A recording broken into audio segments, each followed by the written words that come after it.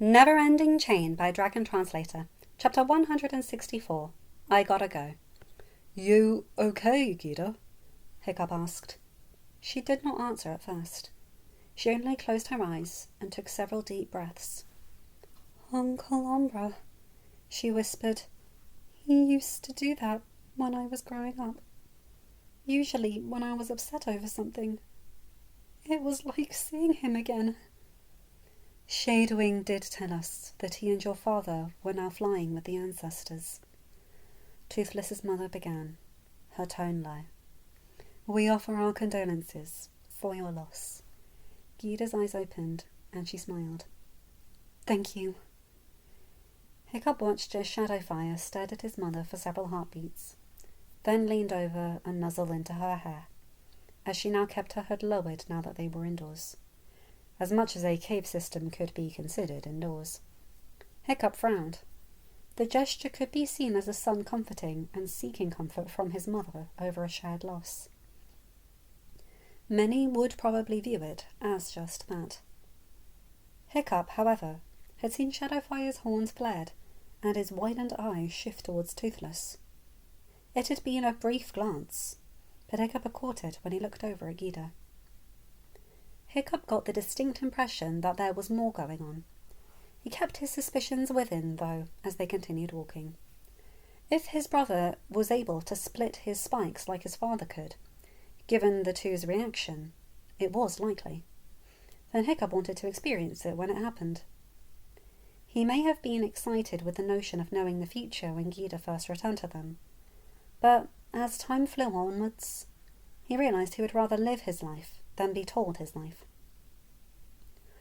I was wondering when you all would finally stop by, a female voice called out as they entered another large cavern with several of the sleeping dens carved into the walls. And you, little nephew, finally figured out which ways was home? Hiccup shared a glance with Astrid, as Toothless and his parents gave a warbling laugh. Spitfire bounded into the cavern just after them, also laughed. Oh, come on now, Aunt, Toothless stated. You know, out of all my siblings, I always had the better sense of direction. It was not I that got so turned around in the lower portion of the nest that it took all of the nest to find me. A loud, derisive snort echoed from one of the sleeping dens. A slow-walking night fury moved into the light cast by a series of small openings in the cavern's roof. Hiccup choked on his gasp. The night fury had silver eyes. You all are just going to linger in the opening? The night fury asked. I'm old and half blind. I'm not coming to you lot. Nephew, what are you teaching them? Toothless's father grunted, but Hiccup could see the male was not annoyed. In fact, he was smiling like Toothless did. They moved across the stone floor, worn smooth by the passage of many paws. The dragoness waited until they were close before speaking again. You, she said. You, she said, swiveling her head towards Toothless. Come here so I can greet you properly. Toothless moved in front of the dragoness. Hiccup smiled as both dragons nuzzled each other's cheeks and crooned to each other in the old tongue. Hiccup knew what this visit was doing for his brother, and he was proud and glad to be able to witness it. The dragoness sat back. At Toothless's warble, Moondust and the boys, who had followed gamely along but stayed quiet, joined Toothless in front of his aunt. The dragoness nuzzled each of the boys, cooing at them before nuzzling Moondust's cheek. She then sat back again, her silver eyes found Toothless. Your flock is beautiful, little nephew. Toothless ducked his head. Thank you, Aunt, but you have not met all of them. My brother and my alpha, Hiccup, stands beside Mother. I will call him over. The dragoness hissed softly. No, little nephew. Please, first, tell me how you came to be the father of these three, and to be courting such a marvellous dragoness. But, little nephew, please do as I asked. Hiccup frowned. Toothless's father and mother had said that Toothless's aunt wanted to meet him and the others, but it seemed as if she did not. Her eyes had travelled over him and the other humans. Hiccup had seen that. but he also saw the slight disgust and minute lifting of her upper lip when her gaze fell upon him. It seemed she did not want him there, as he had not seen the same reaction to the other humans. An old urge to run, to hide in his workshop back in the old forge arose. Unfortunately, that room was too far away for him to get to right now. He turned to Toothless's mother, finding her staring at the dragoness with her head tilted. Hiccup did not pause to wonder why. He had to go. If his presence was bothering the dragoness, then Hiccup would leave. He would not disrupt his brother's time with his family. He had already disrupted it enough.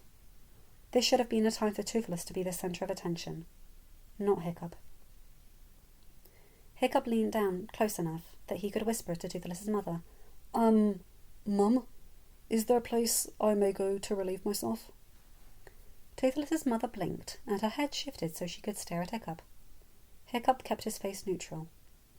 He did want anyone to stop him, and this seemed the best idea for that. But he could not let his hurt over the dragoness's actions show. They would not let him go then. Astrid would not let him go then. Hiccup's mother used her tail to point out of the cavern. Just down the corridor from where Spitfire came from, she said, just before the corridor turns right. I can get someone to escort you if you will wait. No, ma'am, I gotta go. Toothless's mother stared at him for several more heartbeats, but nodded her head.